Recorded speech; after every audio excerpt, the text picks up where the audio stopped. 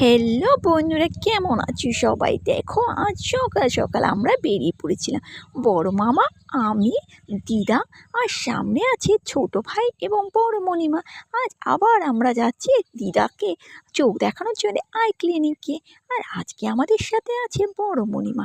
রাস্তায় অনেক রকমের গল্প গুজব করতে করতে কিন্তু আমরা গন্তব্যের দিকে এগিয়ে চলেছি। রাস্তার দুধারে সর্ষে ক্ষেতের অপূর্ব দৃশ্য দেখে আমি কিন্তু মন্ত্রমুগ্ধ হয়ে যাচ্ছিলাম, এবং অনেক নানান ধরনের গল্প গুজব হাসি মজা করতে করতে আমরা কিন্তু গন্তব্যে এসে পৌঁছে গেলাম। ওই যে আমার বড় মামা আর বড় মণিমার রিসেপশনে, আর আমরা এখানে বসে আছি। জায়গাটা কিন্তু অসম্ভব কিন্তু নিরিবিলি এবং শান্ত পরিবেশ। এখানে কিন্তু অনেক ধীরে ধীরে কথা বলতে হয়। আমি কিন্তু চুপটি চুপটি করে কিছু ভিডিও করে নিয়েছি, আর তার সঙ্গে সঙ্গে কিছু কিন্তু ব্লগও তোমাদের সাথে শেয়ার করবো বলে তৈরি করে নিলাম। ওই যে আমার ছোট ভাই বসে বসে আর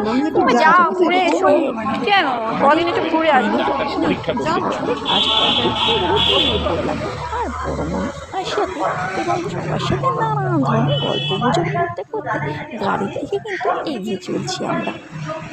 মামা বাড়িতে এলে কিন্তু বেশ ভালো লাগে, কেন শান্ত নিরিবিলি পরিবেশে বেশ মনটা কিন্তু একটা সতেজ হয়ে যায়।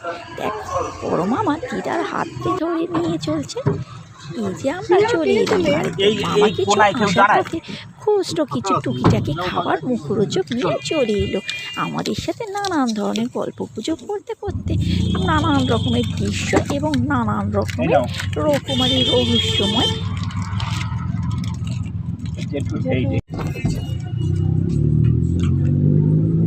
এখান দিয়ে যাওয়া যায়, আবার সামনে গিয়ে আর একটা বাদিক আছে, এইখান দিয়ে ওইটা ভালো বোঝা যায় না।